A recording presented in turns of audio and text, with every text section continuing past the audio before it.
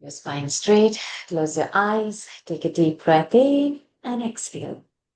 Take a deep breath in, exhale. Take a deep breath in, hold it there.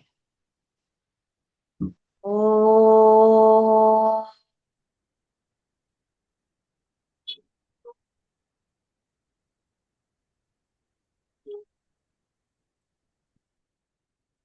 oh,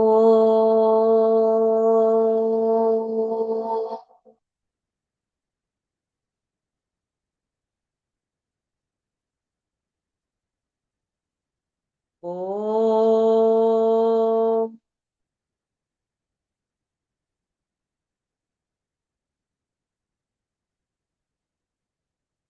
ॐ श्री गणेशाय नमः। ॐ श्री सरस्वत्यै नमः।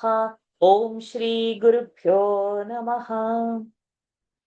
समस्तजनकल्याणे निरतं करुणामयं नमामि चिन्मयं देवं सद्गुरुं ब्रह्मविद्वरं सद्गुरुं ब्रह्मविद्वरम् यो अन्तः प्रविश्य मम वाचमिमां प्रसुप्तां सञ्जीवयत्यखिलशक्तिधरस्वधाम्ना अन्यांशः हस्तचरणश्रवणत्वगादीन् प्राणान्नमो भगवते पुरुषाय तुभ्यं प्राणान्नमो भगवते पुरुषाय तुभ्यम् ॐ नमो भगवते वासुदेवाय शुक्लाम्बरधरं विष्णुं शशिवर्णं चतुर्भुजं प्रसन्नवदनं ध्यायेत् सर्वविघ्नोपशान्तये ईश्वरः परमः कृष्णः सच्चिदानन्दविग्रहः अनादिरादिर्गोविन्दः सर्वकारणकारणं कृष्णं नारायणं वन्दे कृष्णं वन्दे व्रजप्रियं कृष्णं द्वैपायनं वन्दे कृष्णं वन्दे प्रथासुतम्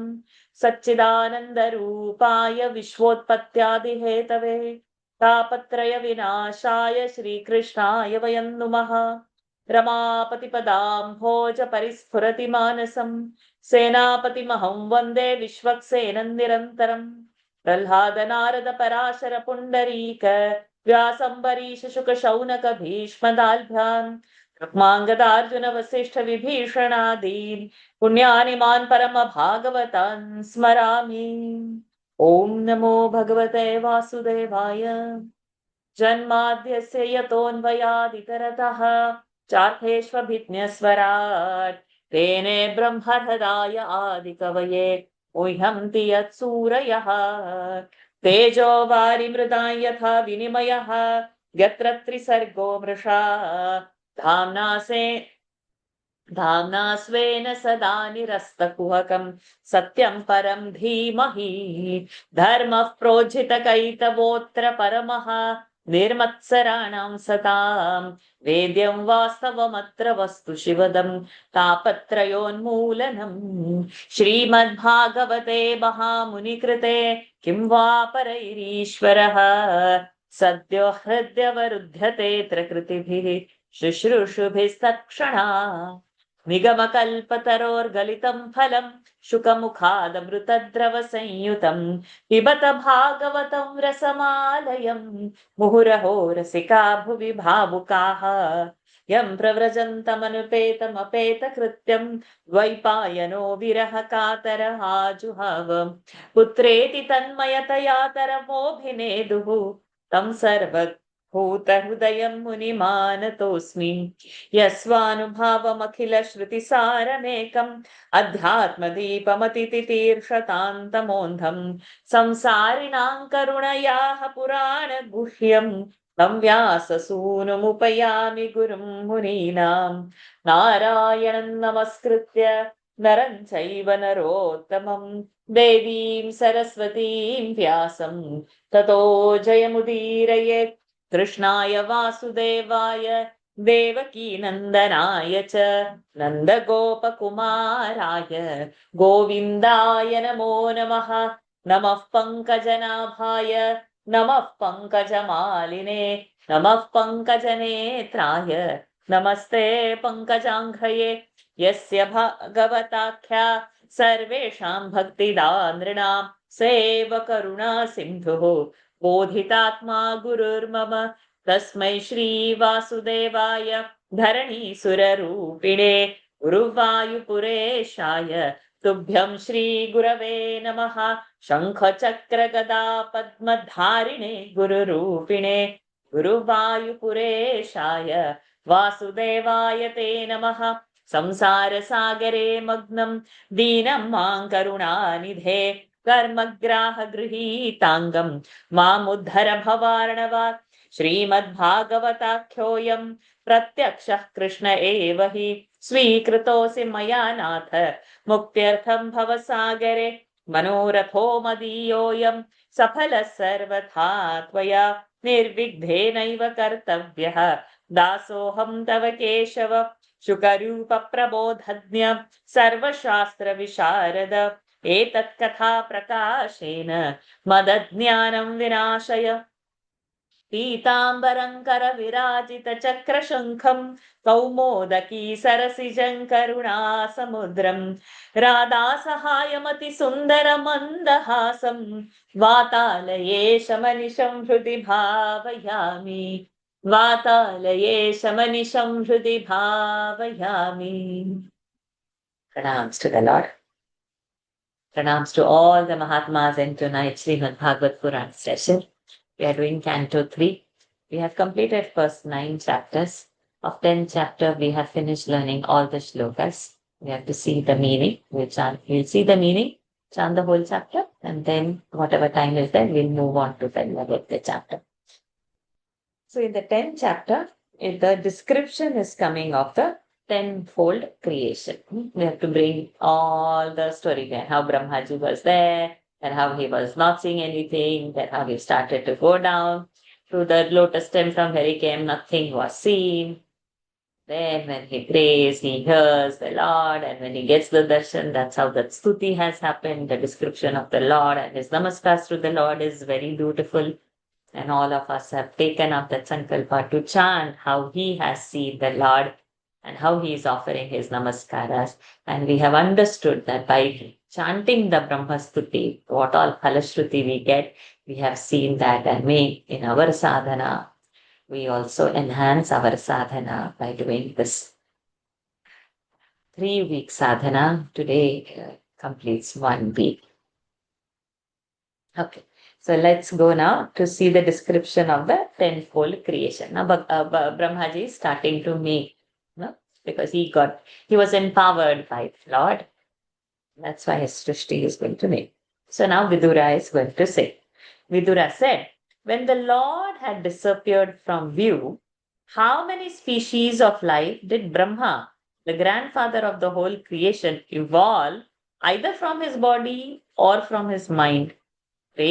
Also elucidate one after another the points that I have referred to you, O worshipful sage, and resolve all my doubts foremost, as you are of those possessing a vast knowledge.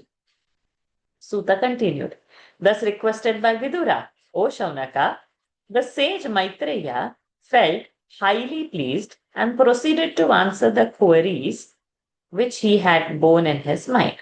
Maitreya said, Brahma the creator practiced austere penance for 100 celestial years with his mind fixed on Sri Narayana, as he had been told by the Lord, who is devoid of birth. Remember that tapa we did in Narayaniam. That you have to, and that's all he heard, tapa, and that's why he did the penance of Arsova.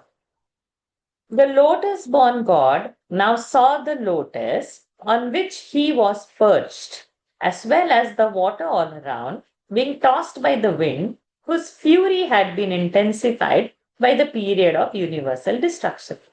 His knowledge about the creation and creative power having been greatly enhanced by his ever-growing penance and worship through the mantras sacred to the Lord, he drank up the wind along with the water. Perceiving the lotus on which he sat and which rose to the very sky, he thought he should bring back to light the worlds that had disappeared at the end of the preceding kalpa by means of that very lotus. Directed by the Lord to carry on the work of creation, Brahma entered the corolla of the lotus and split it into 3 parts, that is, Bhu, Bhuvaha, and Swaha. Although it was so big that it could be divided into 14 or even more parts.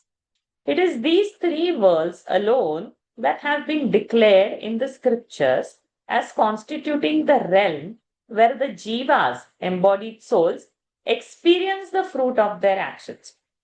As for Brahma, that is his abode, the Satyaloka, and the three worlds immediately below, that is Maharlok, Jannalok, and Tapalok, they are the rewards of virtue practiced without any selfish motive. Vidura said, "Tell me in detail, my lord, about the potency referred to by you under the name of time, of Sri Hari, of marvelous deeds, who appears as many in the form of universe." Maitreya said, "Time, which in itself is undifferentiated and has no beginning or end, appears in the form of metamorphosis of worldly phenomena, making it his instrument, the Lord, the Supreme Person, sportfully manifested himself in the form of the universe. Having been dissolved by the Maya, wonderful potency of Lord Vishnu, this universe existed during the period of universal destruction. As no other than Brahma, God, then evolved it as a distinct entity, though the instrumentality of time, which is undifferentiated in itself. As the universe exists today, so it was before, and so it will continue to be hereafter. Ninefold in its creation, the one proceeding both from Prakriti, God, and Vikriti, Brahma, being the tenth. The reabsorption, dissolution of the universe again is threefold, that is through time, elements, and gunas, mode of Prakriti. Now, as regards the ninefold creation, the first in order of the sequence is the creation of Mahat Tattva, which takes place only when the equilibrium of the gunas, sattva, rajas, tamas, is disturbed by the will of God Himself. The second is the evolution of the ego, aham, from which proceed the five gross elements as well as the five senses of perception and five organs of action. The third is the evolution of the subtle elements, which in turn evolve the gross elements. The fourth is the evolution of the indriyas, that is, the senses of perception and organs of action. While the fifth is the evolution of the deities presiding over the indriyas. So, who are born of the Satvika ego, as well as of the mind, which is also a product of Satvika ego. The sixth is the evolution of tamas, the principle of missiles, which clouds the reason and distracts the mind of the jivas. These six varieties of creations proceed from Prakriti, God, the cause of causes. Now, hear of those that proceed from Vikriti, Brahma, who sprang up from the Lord. As a matter of fact, the creation proceeding from Brahma too is a pastime of the Lord, the very thought of whom rids one of all sorrows and who assumes the quality of Rajas in order to carry on the work of creation as Brahma. The seventh is the sixfold creation of creatures, plants, and trees, which is the first in order of sequence of the three categories of creation proceeding from Brahma, and which is subdivided into six varieties. These consist of trees which bear fruit without flowering, example the banyan, the peepal, and so on. The annual plants and herbs that die as soon as their fruit is ripe, such as the cereals. Creepers that grow from the support of other trees and walls, etc. Plants which have hard bark, such as bamboo. Creepers that creep on the ground alone, being too stiff to climb upwards, such as the melon, the watermelon, and so on. And sixth, the trees which bear fruit after blossoming. All these draw their nutrient from below. They are almost wanting in sensibility, have an inward feeling of touch alone, and possess some peculiarity of their own. The eighth is the creation of animals, literally living beings that draw the nutrients horizontally. They are believed to have as many as 28 varieties, have no sense of time, are irrational, led by instinct alone, can perceive what is desirable for them with the olfactory sense, and cannot take a long view of things. Of these, the bovine class, the goat, the buffalo, the black antelope, the swine, the gavaya, a wild animal very closely resembling the cow, the ruru, a species of deer, the sheep, and the camel, O noblest of men, belong to the category of cloven hoofed beasts. The donkey, the horse, the mule, the gaura, a white antelope, sharabha, an eight-legged animal extinct now, and the yak, a kind of wild ox, the bushy end of whose tail is employed as chowri. All these are classed as the whole hoofed beasts. Now, here, Ovidura, the names of the beasts who are endowed with five claws. They are the dog, the jackal, the wolf, the tiger, the cat, the hare, the hedgehog, the lion, the monkey, the elephant, the tortoise, the iguana, a large arboreal lizard, and the alligator, etc. The heron, the vulture, the quail, the hawk, the bhasha, a bird of prey, the bhalluka, the peacock, the swan, the crane, the chakravaka, the crow, the owl, etc., are birds moving in the air. The ninth in the creation of the human species, which Vidura, is only one of kind and whose current of nutrient tends downwards. Human beings have an abundance of rajas, the principle of activity, are active by nature and take delight in the pleasures of sense, which are rooted in sorrow. All these three, that is the immobile creation, the beasts and birds, and the human species, as well as the creation of the gods to be discussed hereafter, O noblest of men, are creations that have proceeded from Brahma. As for the deities presiding over the Indriyas and born of the Sattvika ego, they have already been dealt with in verse 16 under the category of creation proceeding from God. While the creation of sages, Sanaka and others is classed as proceeding from God and Brahma both. The creation of the creation of heavenly beings consists of 8 varieties: the gods, the mains, the demons, the Gandharvas, and the Apsaras, the Yakshas, and the Rakshasas, the Siddhas, a class of heavenly beings endowed with supernatural powers, the Charanas, and the Vidyadharas, the Bhutas, Pretas, and Pishachas, the Kinnaras, Kimpurushas, and Ashwamuktas. I have thus told you, O Vidura, the 10 creations evolved by the Lord personally, as well as in the form of Brahma, the creator of the universe. After this, I shall speak to you of the ruling dynasties as well as the periods presided over by the Manus, united with Rajas, the principle of activity. As the self-born Brahma, the creator, none other than Sri Hari, of unfailing resolve, thus projects himself in the form of the universe by himself at the beginning of every kalpa. Thus ends the 10th discourse in Book 3 of the great and the glorious Bhagavad Purana, otherwise known as the Paramahamsa Samhita. So, a very beautiful description is going on. Once, if we have the basics set right in our head, we will never make the mistake of seeing the world as world separately.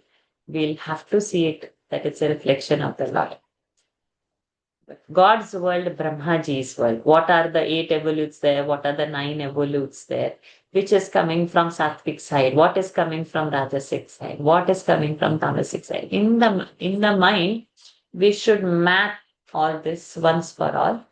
So it's good that when we have read it today, just roughly make the notes in the column of the book. And no need to write all the animals' name, birds, animals, like that. One shot, what is coming from which aspect. So, and 1, 2, 3, 4, as he has said so beautifully, how many are 8 in number, how many are 9 in number, what is coming. So when it is fresh in mind, if we write some in pencil in the margins of our Bhagavata book itself, when we revisit after 5 months, 6 months, immediately we will remember it. But if we will not write it, after 6 months, it will appear that we are reading it for the first time. So with our pencil, our notes should be there on the book in the margin. And it comes back to us even after we revisit it after a long time. So take some time to mark with the arrow and put one flow chart who's coming from when and what has happened. It's a beautiful description. Why? Because we will not make a mistake. At least the seekers who have read Bhagavad once like this, we will know where is Lord in what all forms. So we will not see the world same again. Let's turn the chapter.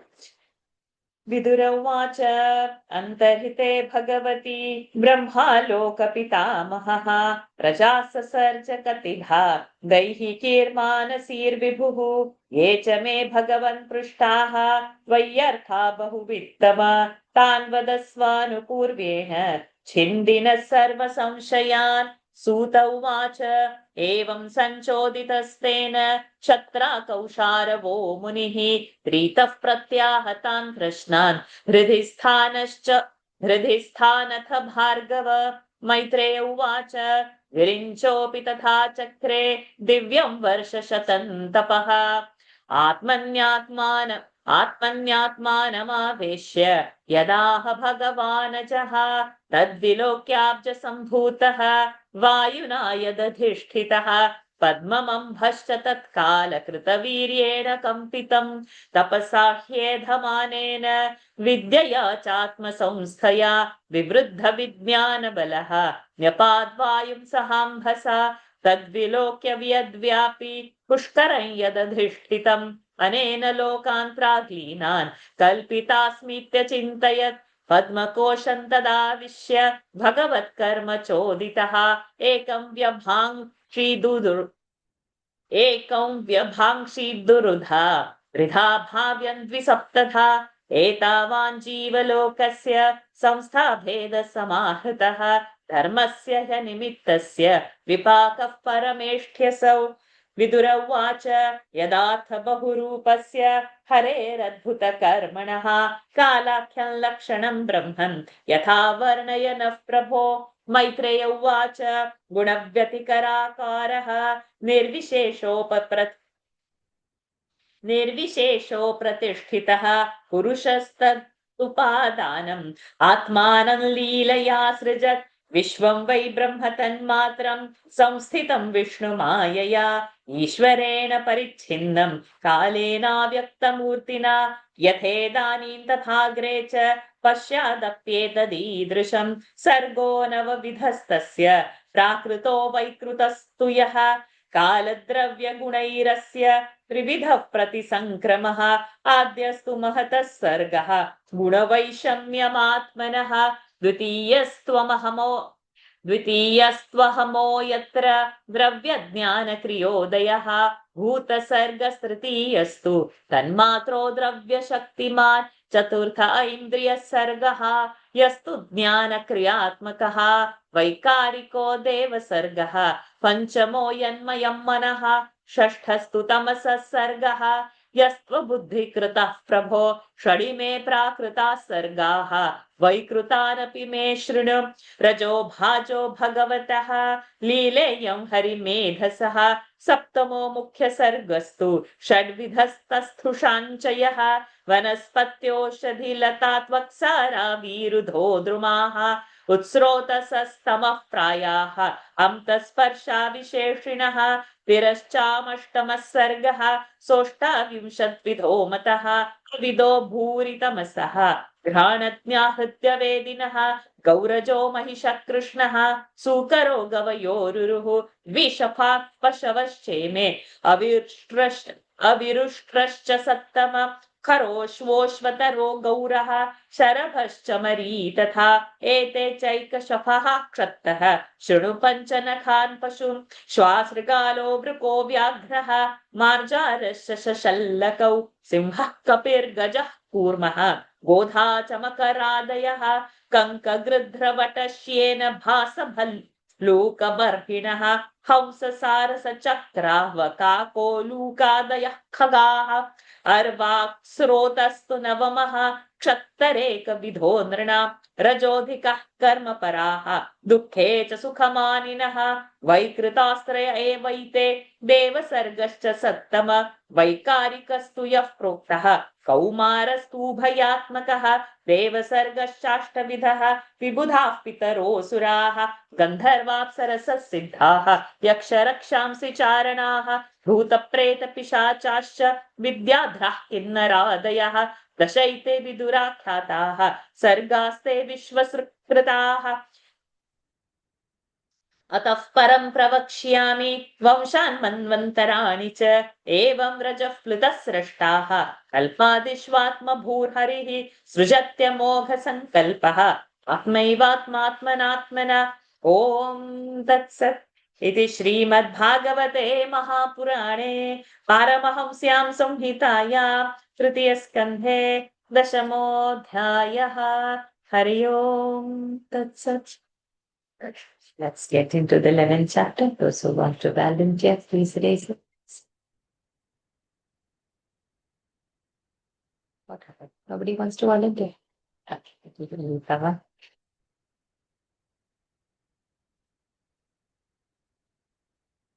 Lalita Maharaja might take you, sorry, I missed. So now we are seeing how the universe is happening. Now we are going to see the divisions of time, such as Manvantara and so on. Okay. Maitreya Uvacha. Maitreya उवाच चरमसद्विशेषाणाम् धर्मसद्विशेषाणाम् अनेको संयुतः सदा अनेको संयुतः सदा परमाणुः स विज्ञेयः परमाणुः स विज्ञेयः नृणामैक्यभ्रमो यतः नृणामैक्यप्रभो यतः नृणामैक्यभ्रमो यतः नृणामैक्यभ्रमो यतः सत एव पदार्थस्य पदार्थस्य स्वरूपावस्थितस्य यत् स्वरूपावस्थितस्य यत् कैवल्यं परममहानविशेषो निरन्तरः कैवल्यं परममहानविशेषो निरन्तरः एवं कालोऽप्यनुमितः एवं कालोऽप्यनुमितः सौक्ष्मे स्थौल्ये च सत्तम सौक्ष्म्ये स्थौल्ये च सत्तम संस्थानभुक्त्या भगवान् अव्यक्तो व्यक्तभुग्विभुः संस्थानभुक्त्या भगवान् अव्यक्तो व्यक्तभुग्विभुः This bhu or dha, let me just enlarge it on my phone. My eyesight is. It's bhu only, bhug vibhu. Okay. Sakalah paramanurvai. सकालः परमाणुर्वै Yo bhukte paramanutam. यो भुङ्क्ते परमाणुताम् Tato vishesha bhugyastu. सतो विशेषभुक्यस्तो Sakalah paramo mahan. सकालः परमो महान् मैत्रेय उवाच चरमसद्विशेषाणामनेको संयुतः सदा परमाणुः स विज्ञेयः नृणामैक्यभ्रमो यतः सत एव पदार्थस्य स्वरूपावस्थितस्य यत् कैवल्यं परममहानविशेषो निरन्तरः परममहानविशेषो. कैवल्यं परममहानविशेषो निरन्तरः एवं कालोऽप्यनुमितः सौक्ष्म्ये स्थौल्ये च सप्तम संस्थानभुक्त्या भगवान् व्यक्तो व्यक्त व्यक्तभुक्विभुः सकालः परमाणुर्वै यो भुङ्क्ते परमाणुताम् सतो विशेषभुक्यस्तो सकालः परमो महान्. Lalitama. Maitreya continued. The minutest particle of material substance, which cannot be further divided, which has not yet evolved, may not even be combined with other similar particles, and hence eternally exist in the causal state, should be known by the name of Paramanu. It is the combination of more than one such Paramanus that creates in the mind of men the illusory notion of a unit. Even so, the entire range of material substances taken as an unspecified or undifferentiated whole before it undergoes further transformation, that is, returns to its ultimate source, Prakriti, constitute what is known as the largest size. Just as the minutest particle of a material substance, such as earth and so on, leads us to the postulate the existence of a Parmanu, and the combination of material substances to that of the largest size, so can we infer the long and the short measures of time, which being a potency of the Lord is the same as the Lord, all pervading and unmanifest, and which is the circumscriber of finite objects, inasmuch as in the form of the sun, it travels across the large and small dimensions of things. The measure of time, which in the form of the sun fills across the smallest particle of matter, is called a Paramanu. While that which extends over the whole lifespan of the universe, that is from its creation to dissolution, is the longest measure of time in relation to the cosmos. That is a couple of pararthas constituting the lifespan of Brahma.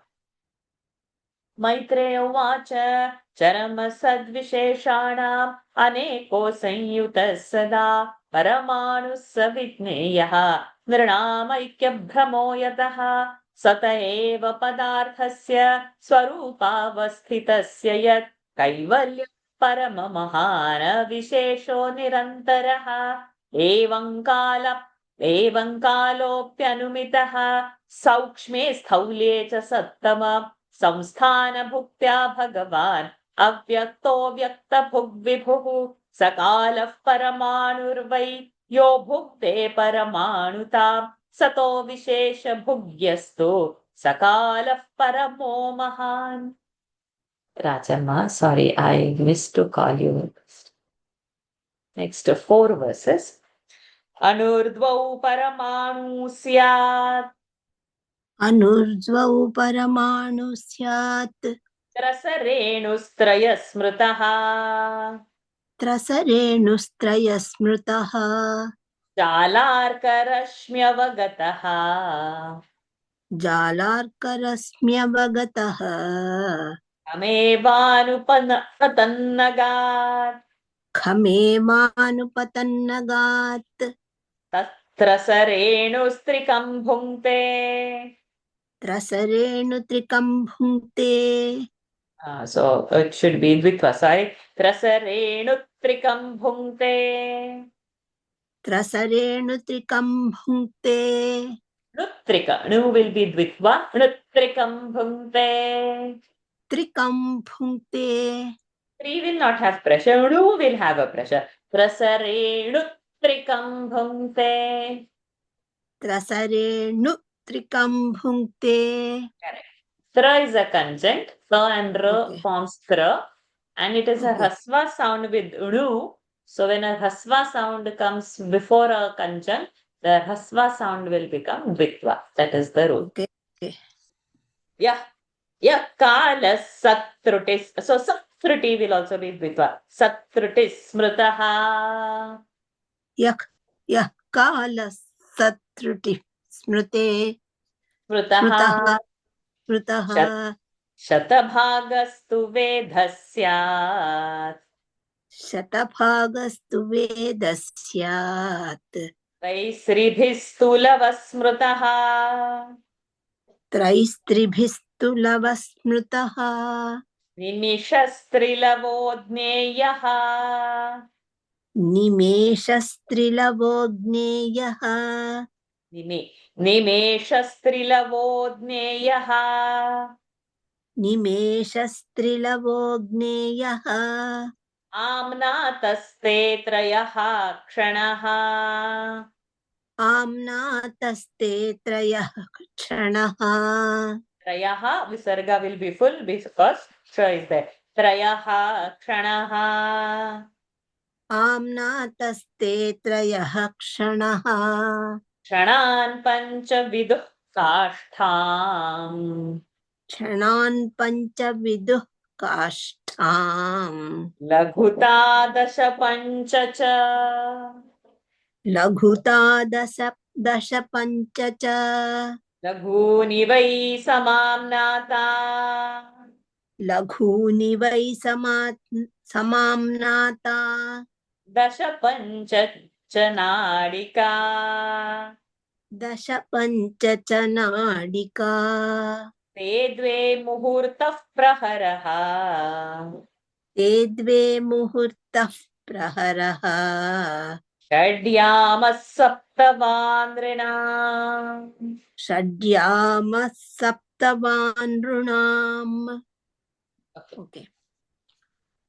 अनूर्ध्वौ परमाणु स्यात् त्रसरेणुस्त्रयः स्मृतः जालार्करश्म्यवगतः खमेवानुपतन्नगात् त्रसरेणुत्रिकं भुङ्क्ते यः कालः स त्रुटिः स्मृतः शतभागस्तु वेदः स्यात् तैस्त्रिभिस्तु लवः स्मृतः निमेषस्त्रिलवो ज्ञेयः आम्नातस्ते त्रयः क्षणः क्षणान् पञ्चविदुः काष्ठाम् लघुता दश पञ्च च लघूनि वै समाम्नाता दश पञ्च च नाडिका ते द्वे मुहूर्तः प्रहरः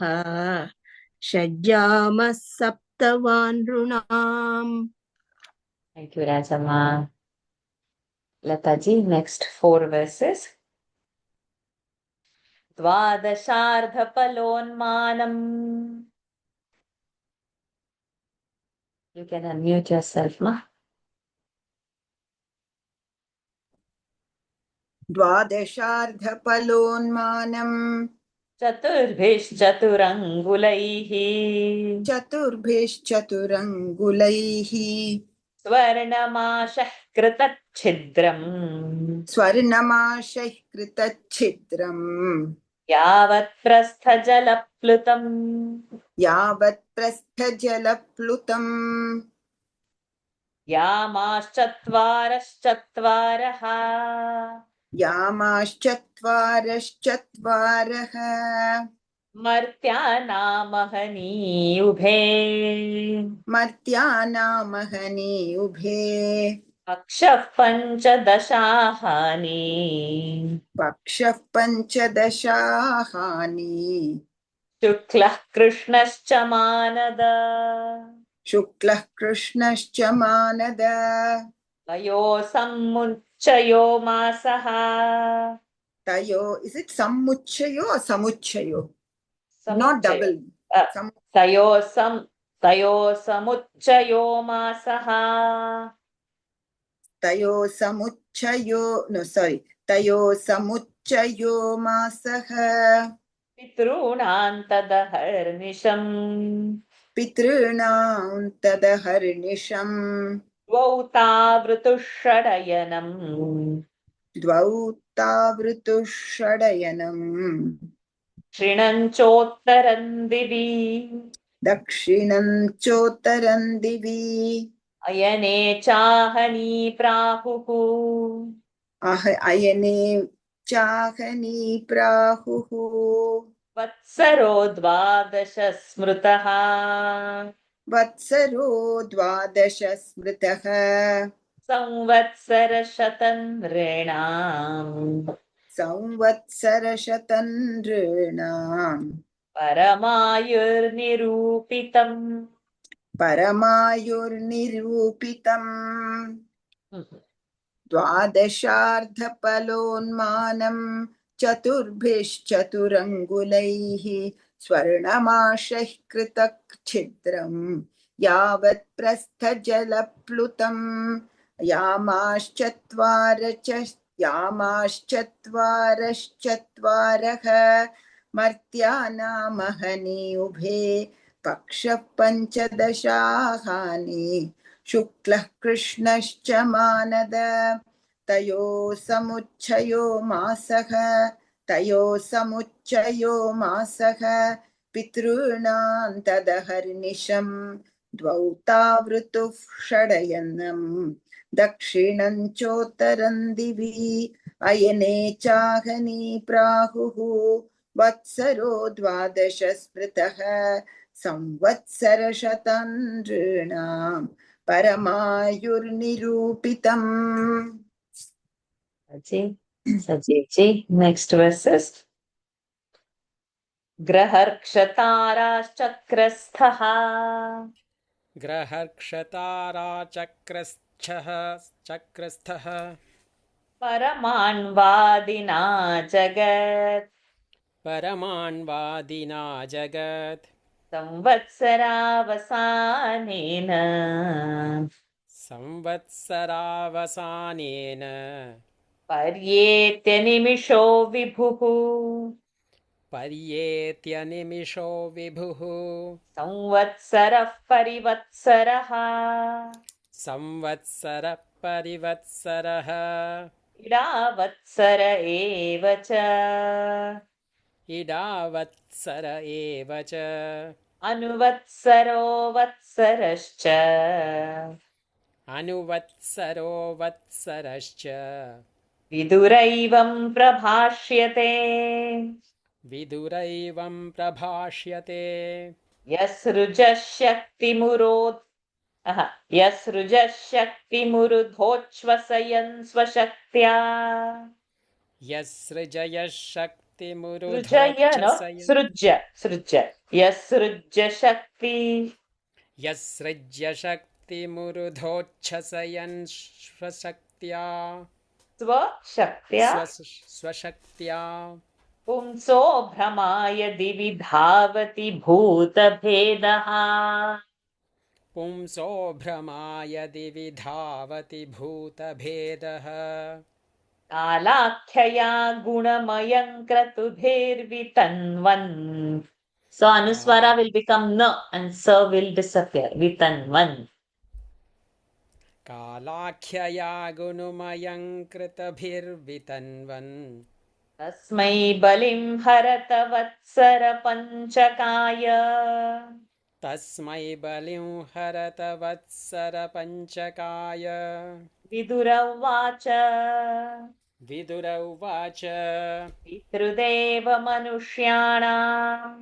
पितृदेवमनुष्याणाम् आयुः परमिदं स्मृतम् आयुः परमिदं स्मृतम् परेषां गतिमाचक्ष्व परेषां गतिमाचक्ष्व ये स्युः कल्पात् बहिर्विदः ये स्युः कल्पात् बहिर्विदः भगवान् वेदकालस्य भगवान् वेदकालस्य गतिं भगवतो ननु गतिं भगवतो ननु विश्वं विचक्षते धीरा विश्वं विचक्षते धीरा योगराद्धेन धीराः we should give visarga विश्वं विचक्षते धीराः विश्वं विचक्षते धीराः योगराद्धेन चक्षुषा योगराधेन चक्षुषा ग्रहर्क्षतारचक्रस्थः परमान्वादिना जगत् संवत्सरावसानेन पर्येत्यनिमिषो विभुः संवत्सरः परिवत्सरः इडावत्सर एव च अनुवत्सरो वत्सरश्च विदुरैवं प्रभाष्यते यस्सृज्य शक्तिमरुधोच्छसयन् स्वशक्त्या पुंसो भ्रमाय यत्सृज्य शक्तिमुरुधोच्छ्वसयन् स्वशक्त्या यस्सृज्य शक्तिमुरुधोच्छसयन् स्वशक्त्या पुंसो भ्रमाय दिवि धावति भूतभेदः कालाख्यया गुणमयं क्रतुभिर्वितन्वन् कालाख्यया गुणमयं क्रतुभिर्वितन्वन् तस्मै बलिं हरत वत्सरपञ्चकाय विदुर उवाच पितृदेवमनुष्याणाम् आयुः परमिदं स्मृतं परेषां गतिमाचक्ष्व ये स्युः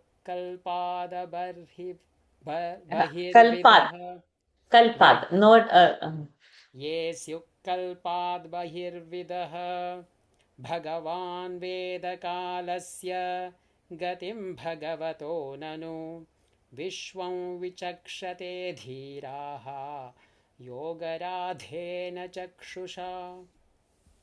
Sajipji. Two Parmanus make one Anu, while three Anus constitute a Trasrenu, the minutest particle of matter or mode.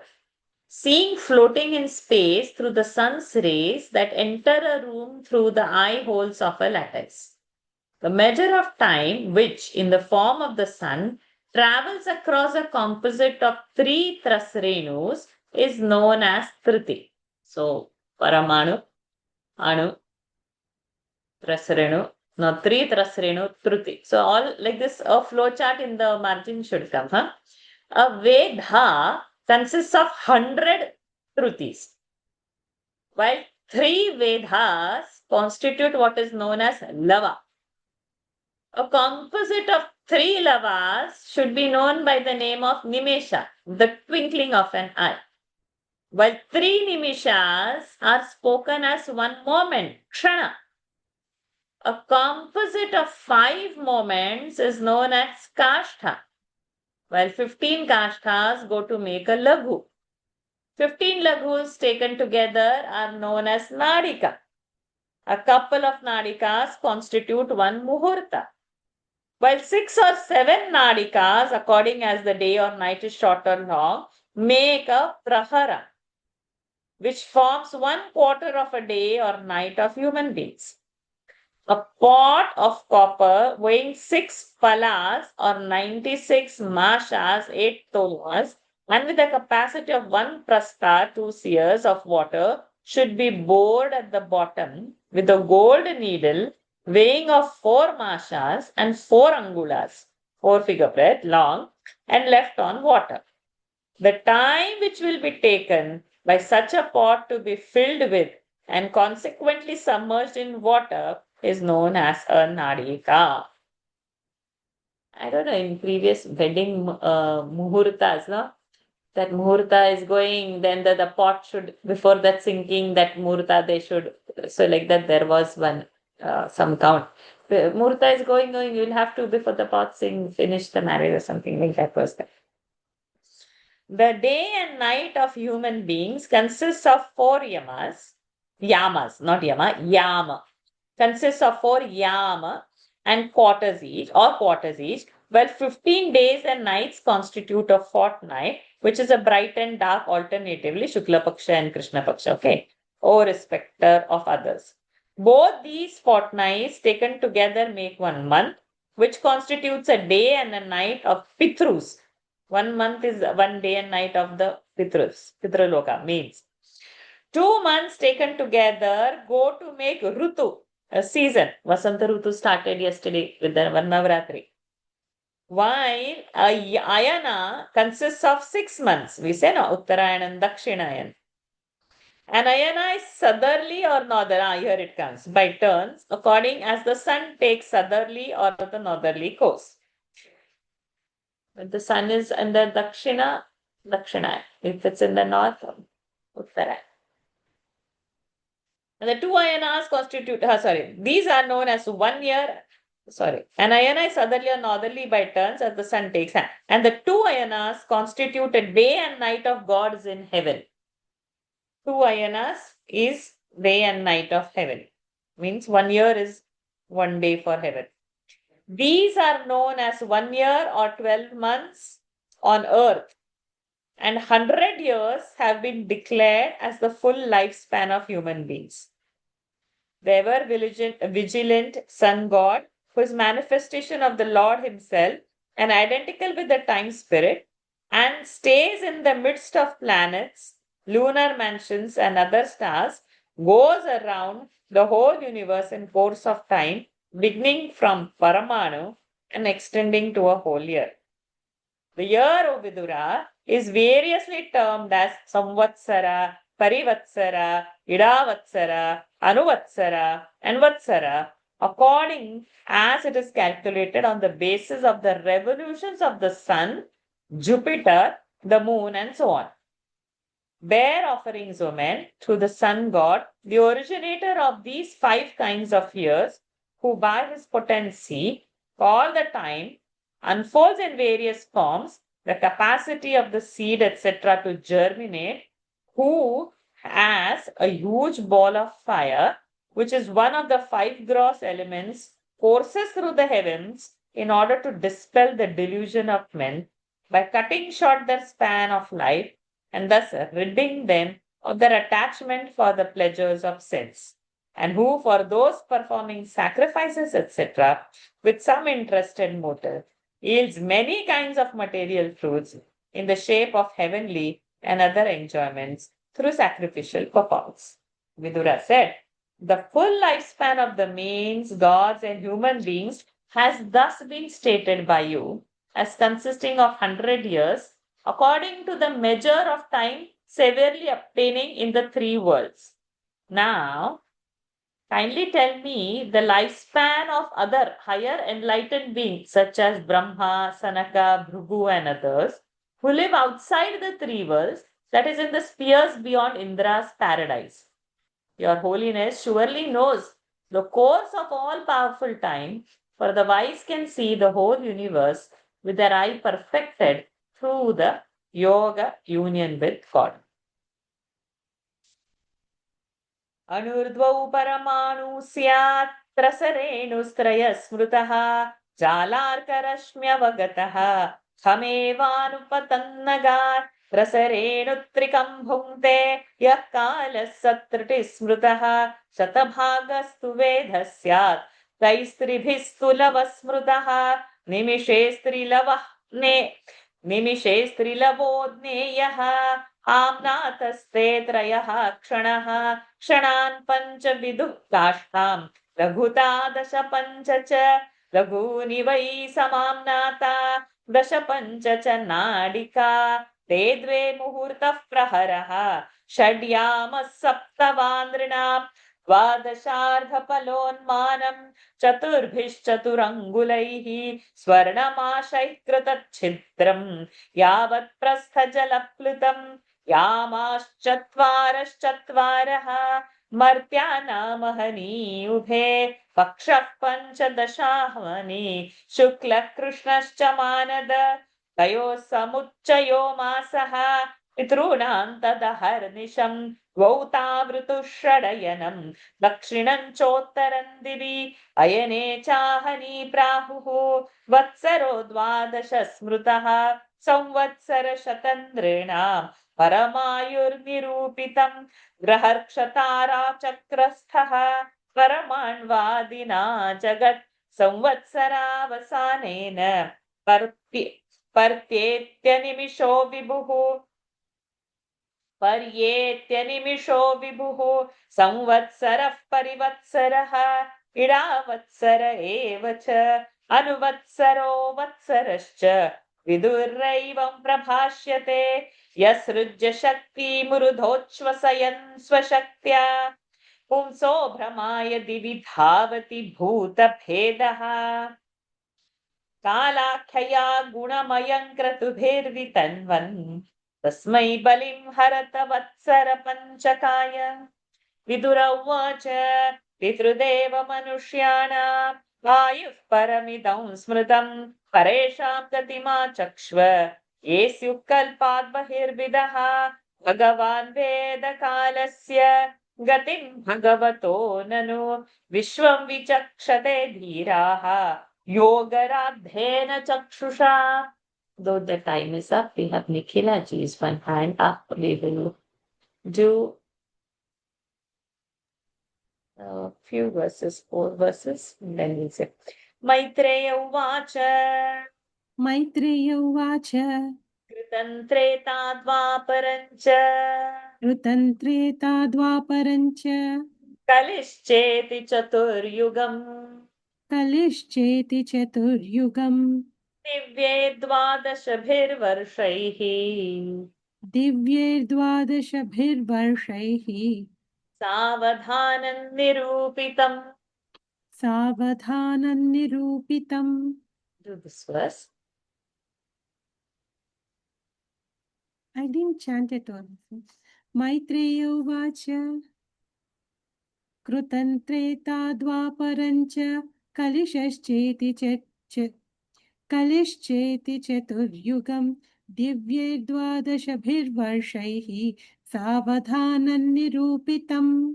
Maitreya replied, the 4 yugas, that is Krita Yug, Satya Yug, Treta, Dwapar and Kali, along with their Sandhya, the transitional period, marking the beginning of each yuga, and the Sandhyamsha, that is the transitional period marking the end of each yuga, having been declared as consisting of 12,000 celestial years or 432,000 human years. 432,000. 432,000 human years. Maitreya Uvacha Kritan Treta Dvaparancha Kalishcheti Chaturyugam Divyairdvadashabhirvarshaiः Savadhanan Nirupitam Chatvari Trini Dvechaikam चत्वारि त्रीणि द्वैचैकम् Krita. Sorry, yeah. चत्वारि त्रीणि द्वैचैकम् कृतादिषु यथा क्रमम् कृतादिषु यथा क्रमम् सङ्ख्यातानि सहस्राणि सङ्ख्यातानि सहस्राणि द्विगुणानि शतानि च द्विगुणानि शतानि च सन्ध्यांशयोरन्तरेण सन्ध्यांशयोऽन्तरेण सन्ध्यांशयोरन्तरेण करेक्ट् यः कालः शतसङ्ख्ययोः यः कालः शतसङ्ख्ययोः तमेवाहुर्युगन्तज्ञा तमेवाहुर्युगन्तज्ञा बाह्यो न बाहुर् तमेवाहुर्युगन्तज्ञा तम् एव आहुः युगम् यत्र तज्ञाः we have to do visarga तमेवाहुर्युगन्तज्ञाः तमेवाहुर्युगन्तज्ञाः यत्र धर्मो विधीयते यत्र धर्मो विधीयते धर्मश्चतुष्पान् मनुजान् धर्मश्चतुष्पान् कृते समनुवर्तते कृते समनुवर्तते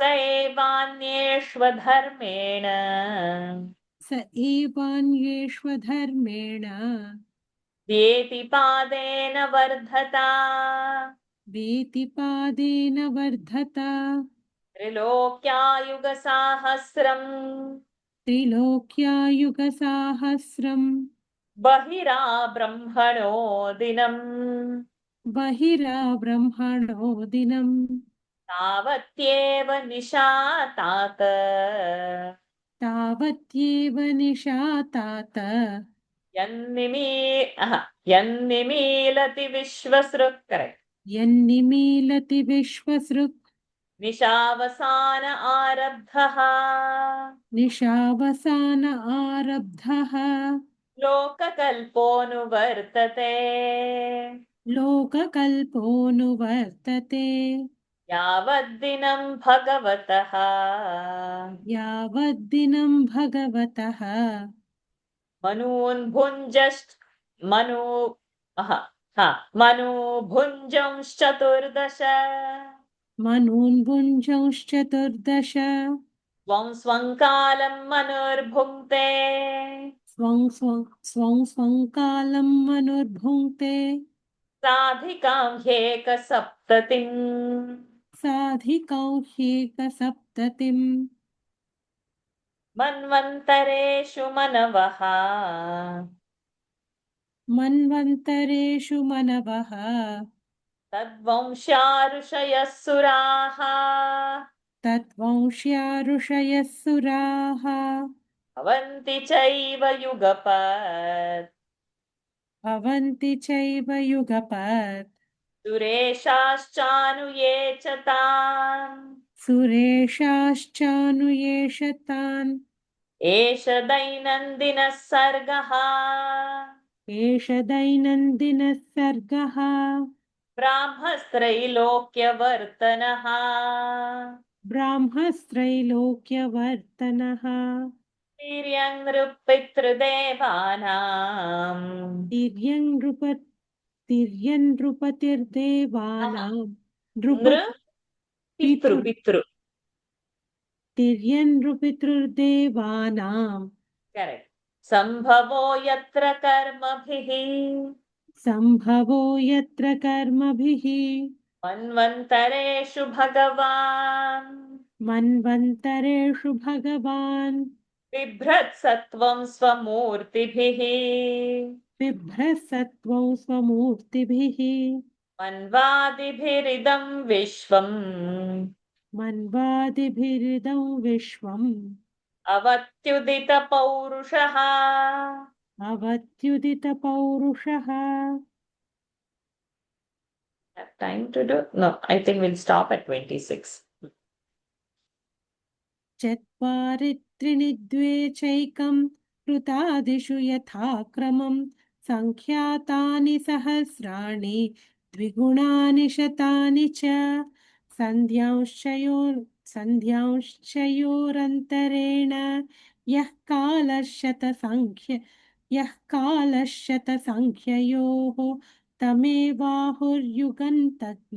तज्ञाः यत्र धर्मो विधीयते धर्मश्च धर्मश्च धर्मश्चुप्पान् धर्मश्चतुष् sorry धर्मश्चतुष्पान् मनुजान् कृते समनुवर्तते स एवान्येष्वधर्मेण येति पादेन वर्धता त्रिलोक्या युगसाहस्रं बहिराब्रह्मणो दिनं तावत्येव निशातात यन्निमीलति विश्वसृक् निवा निश निशावसानरारब्धः लोककल्पोऽनुवर्तते यावद्दिनं भगवतः मनून्भुंशंश्चतुर्दश भुञ्जंश् मनून्भुञ्जंश्चतुर्दश स्वं स्वं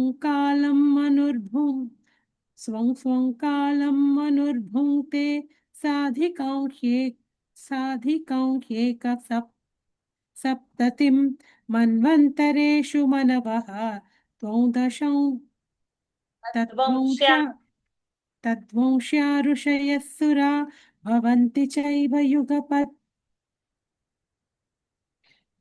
this tune please the last भवन्ति चैव युगपत् भवन्ति चैव युगपत् सुरेशाश्चानुये च तान् एषा दैवान्दिनः सर्गः एष ब्रह्म दैनन्दिन एष दैनन्दिनः सर्गः ब्रह्म न ब्रह्मास्त्रैलोक्यवर्तिवर्तन ब्रह्मस्त्रैलोक्य Brahm, I have Bra, Dirga, Brahm, yeah, it's not Brahma, it's yes, Brahma.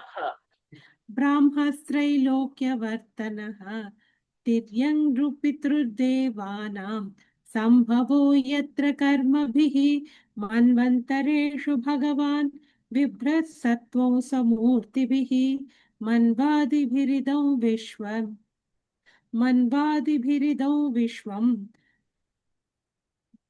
अवत्युदि विश्वं correct अवत्युदितपौरुषः We'll try to finish these 6 verses quickly. Tamo matramupadaya तमो मात्रामुपादाय samvruddha vikramaha प्रतिसंवृद्धविक्रमः alenanugata sheshaha कालेनानुगताशेषः aste tushnindinatyaye. आस्ते तूष्णीन्दिनात्यये Do it. ओ, तमो मात्रामुपादाय प्रतिसंवृद्धविक्रमः कालेनानुगताशेषः आस्ते तूष्णीन्दिनात्यये मेवान्वपि धीयन्ते तमेवान्वपि धीयन्ते लोका भूरादयस्त्रयः लोका भूरादयस्त्रयः छायामनुवृत्तायाम् निशायामनुवृत्तायाम् निर्मुक्तशशिभास्करम् निर्मुक्तशशिभास्करम् तमोवान्वपि